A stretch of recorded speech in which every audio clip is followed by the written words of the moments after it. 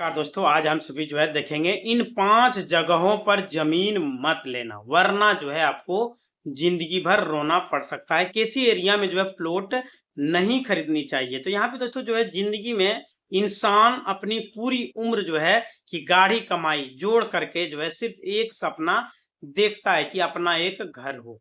और जो है घर बनाने की पहली सीढ़ी आपका होता है लैंड खरीदना, ज़मीन खरीदना। लेकिन ज़रा सोचिए, अपनी जिंदगी भर की बचत जो है लगा करके कोई प्लॉट जो है खरीदा जाता है और कुछ महीनों या तो जो है साल बाद आपको पता चले कि उस प्लॉट पर कभी मकान बन ही नहीं सकता है। उस सरकारी जो है बुलडोजर चलने वाला है उस जमीन पर, या फिर जो जमीन किसी विवाद में फंसी हो, आपके पैरों तले जो है जमीन खिसक जाएगी, आपकी गाड़ी कमाई जहाँ पे लग चुका है। तो रियल मार्केट में ऐसे जो है हजारों लोग हैं जो कि सही जानकारी होने की वजह से अपने जो है प्लॉट में फंस जाते हैं। उनके पास जानकारी सही नहीं होता है। अपनी लाइफ की पूरी सेविंग जो है जिंदगी भर का जो उनके द्वारा कमाया गया उसे गवा दिया जाता है।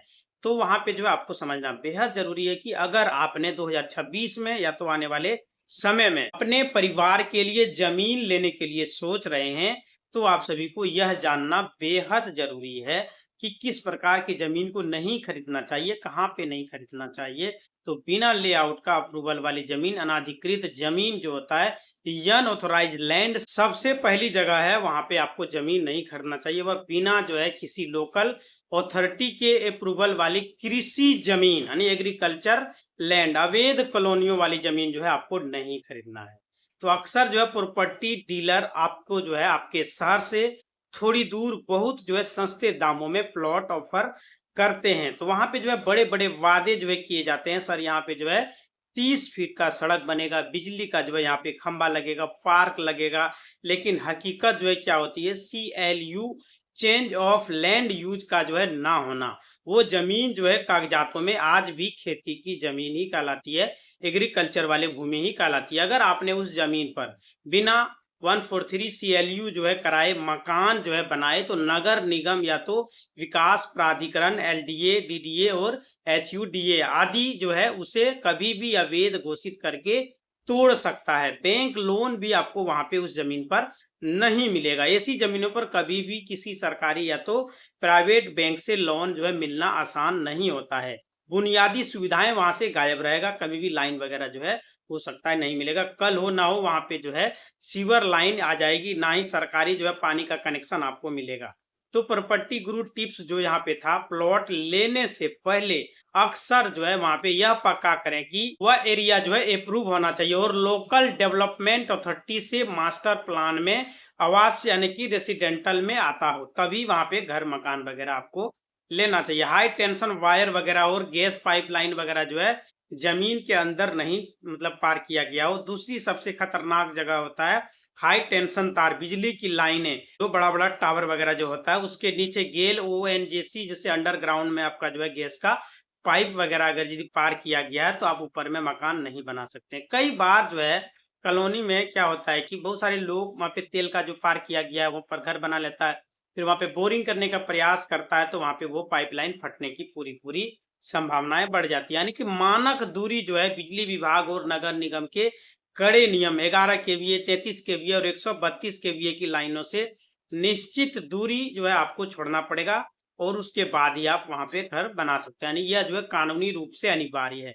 अगर आपका प्लॉट उस दायरे में आता है तो आपको नक्शा यानी कि बाइंडिंग प्लान जो है पास कराना पड़ेगा। बिल्डिंग प्लान जो होता है उसको पास कराने के बाद ही आप वहां पे घर बना सकते हैं। स्वास्थ्य और सुरक्षा का जो खतरा ज्यादातर बड़ा रहता है, हाई टेंशन लाइनों के पास लगातार जो है इलेक्ट्रोमेट्रिक रेडिएशन होता है, जिससे सिर दर्द, अनिद्रा और बीमारी जो है गंभीर बीमारियों का जो है खतरा बना रहता है। साथ ही साथ बारिश के मौसम में जो है स्पार्किंग या करंट फैलने का जानलेवा डर भी होता है। तो उस तरह उस जगह पर जो है मकान नहीं बनाना चाहिए। रिसेल वैल्यू जीरो है, जैसे प्रॉपर्टी का भविष्य में कोई दूसरा खरीदार आपको नहीं मिलेगा कि आप बेच के कहीं और चला भी जाइएगा। विवादित जमीन कोर्ट या जो है केस या सिंगल खाता जिससे होता है। तीसरी जगह वे है जहाँ पे विवादित जो जमीन होता है, झगड़ा वाला जो जमीन होता है, ऐसी जमीनों का जिसका खाता जो है ओनरशिप स्पष्ट ना हो कि यह जमीन जो है किसके नाम से। जो बेच रहा है वो तो बता देगा कि ये मेरे पूर्वजों का है, मेरे दादा परदादा का है, तो उनसे उसका जो है कोई कनेक्शन भी आपको नहीं दिखेगा, तो उस जमीन पर भी पैसा आपको लगाना सही नहीं है। तो भारत में अदालतों में ज्यादातर पेंडिंग जो केसेज हैं जमीन जायदाद के विवादों के हैं। तो वहां पे जो है एक ही जमीन को जो है परिवार के कई सारे लोग जो है बेच देते हैं। तो वह बेचने का कारण हो जाता है कि पूर्वजों का जमीन है, पोता है, छरपोता है, उसी तरह का जो है वो बोल देता हम भी उसका पोता है, उनके द्वारा भी वो खड़ा हो जाता है इस जमीन में मेरा भी हकदार होगा। तो पहले पता कर लेनी चाहिए कि कितना जमीन बिका है, इसके हक में जो है कितना जमीन आ रहा है, तभी आपको लेना चाहिए। ऐसे आपको नहीं लेना चाहिए। इस तरह का झगड़ा जो है ज्यादातर देखने को मिल रहा है। या फिर एक ही प्लॉट को जो है दो अलग अलग लोगों ने जो है बेच दिया जाता है। किन बातों से सावधान रहें? तो संयुक्त खाता जो होता है, अब ज्यादातर जमीन जो प्लॉट जब लीजिएगा तो सामने वाला पार्टी जो आपको लिख रहा है तो यह पता कीजिएगा कि वह जमीन उसके नाम पर है या नहीं है। अगर यदि उनके नाम पर है तो कोई लफड़ा नहीं है।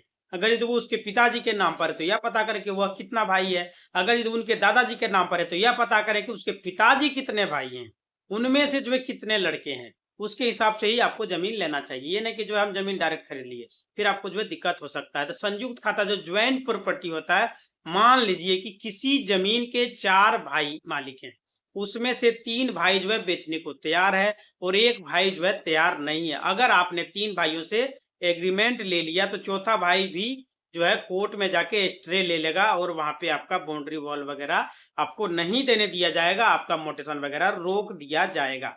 तो यहाँ पे जो है पावर ऑफ अटॉर्नी सिर्फ जो है जीपीए जो होता है एग्रीमेंट के दम पर प्लॉट मत खरीदिए। हमेशा रजिस्टर्ड बेनामा रजिस्टर्ड सेल डीड ही मान्य होता है। पावर ऑफ अटर्नी का जो फ्रॉड है यानी फंड है, ओरिजिनल मालिक और पावर ऑफ अटर्नी के जरिए कोई तीसरा व्यक्ति प्लॉट बेच रहा है, यहाँ पे फर्जीवाड़ का सबसे ज्यादा चांस होता है। तो इस बात का आपको जो है ख्याल रखना पड़ेगा।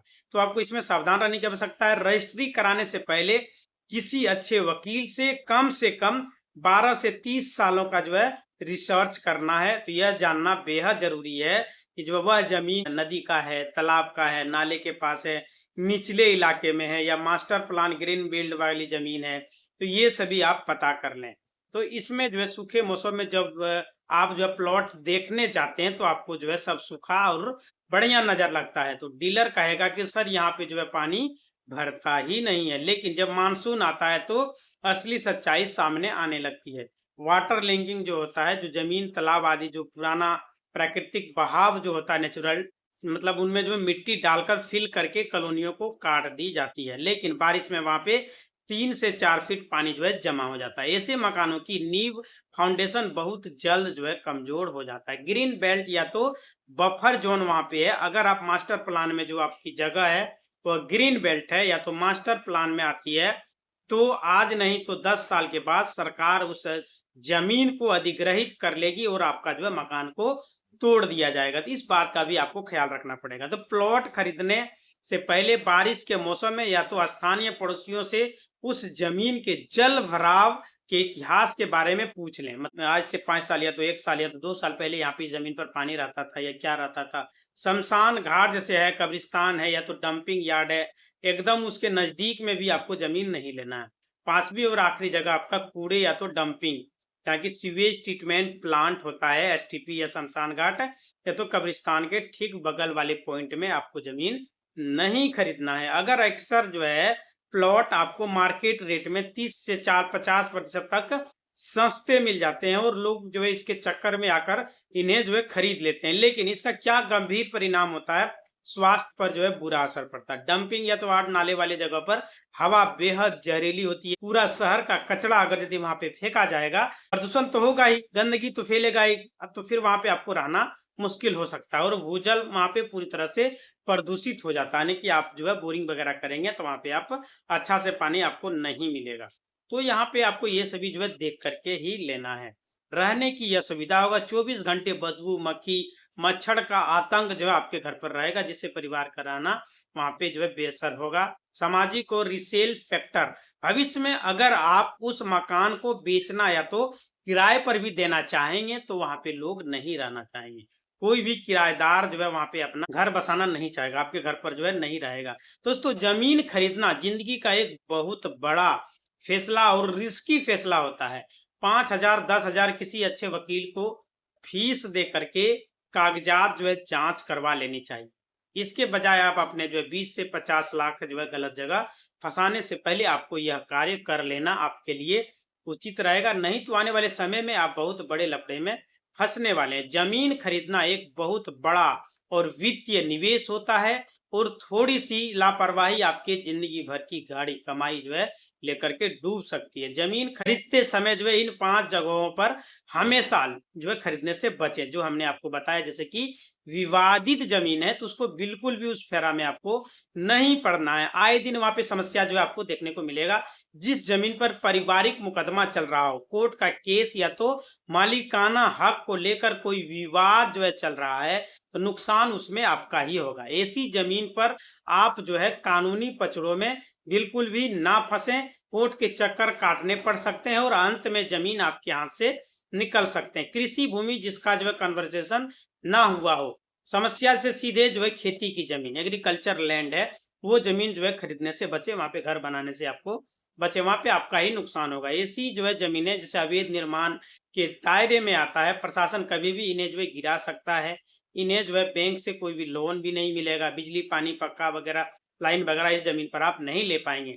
निचले इलाके में जहाँ पे जल भराव की समस्या होती है, वहां भी जमीन आप ना खरीदें, क्योंकि वहां पे गंदेदार बदबू वगैरह जो है आएगा। हाई टेंशन तार वगैरह अगर यदि पार हुआ 11,000 33,000 132 है, तो वहां पे भी जमीन जो है खरीदने से बचे, वहां भी समस्या आपको आने वाली है। रास्ते के बिना वाली जमीन, लैंड प्रॉपर्टी, जहां पे कोई भी गाड़ी वगैरह नहीं पहुंच पा रहा है, 4 व्हीलर वगैरह नहीं जा पा रहा है, रास्ता वगैरह आपको वहां पे नहीं दिख रहा है, तो उस जगह पे भी आपको जमीन नहीं करना है। जमीन लीजिएगा तो आए दिन जो है वहां पे आप कोई गाड़ी वगैरह खरीदते हैं तो वहां पे नहीं ले जा पाइएगा। अगर कोई रास्ता भी है बाद में से ब्लॉक कर दिया, फिर अपने घर पर भी आपको पहुंचना मुश्किल हो सकता है। तो जिस जमीन तक पहुंचने के लिए कोई वेद पक्का रास्ता आपको नहीं दिया गया है, तो वहां पे आपको जमीन नहीं लेना है। पड़ोसी कभी भी रास्ता जो है बंद कर सकता है। भविष्य में घर बनाने के लिए भारी मशीन या तो कोई भी सामग्री आपके घर तक पहुंचाना चाहिएगा आप, तो वहां पे नहीं पहुंचेगा, तो फिर आपको जो है दिक्कत होगा। तो ये सभी बात आपको जो है पहले सोचना पड़ेगा, देखना पड़ेगा। जमीन लेने से पहले तो उस जगह पर जमीन आप बिल्कुल भी ना खरीदें। तो लोग जो है ज्यादातर क्या करता है कि ऐसे ही जगह पर जमीन ले लेते हैं, तो बाद में जो है वहां पे रास्ता ब्लॉक हो जाता है। तो यह बहुत ही इंपॉर्टेंट है, जो आप जो मेहनत के पैसे जो कमाते हैं, किस तरीके से आपका बर्बाद कर देते हैं। तो गलत तरीके से आपसे भी कभी भी कहीं भी इन्वेस्ट ना करें, अपने पैसे का सही इस्तेमाल करें, सब कुछ देख लें और दिखा लें और पूरा जो है जांच पड़ताल करें। अगर ये पूर्वज का जमीन है, कितना भाई है, कितना बहन है, कितने जो है जमीन इसमें से बिका हुआ है, कितना जमीन जो इसमें बचा हुआ है, सब कुछ ऑनलाइन ऑफलाइन सब कुछ चेक कर लें, तब जाके आपको उसमें पढ़ना है, तब जाके उसमें आपको पैसा पेमेंट करना ही ना। पहले पैसा पेमेंट कर दिया और जमीन लिखाते समय आपके साथ जो है लफड़ा हो रहा है। इस बात को आपको ख्याल रखना पड़ेगा। कोई भी विवाद हो तो आपको उस जमीन को नहीं लेना है, ना ही एक भी रुपया आपको इन्वेस्ट करना है। इसी तरह का वीडियो देखने चैनल को लाइक करें, शेयर करें और सब्सक्राइब करें। धन्यवाद।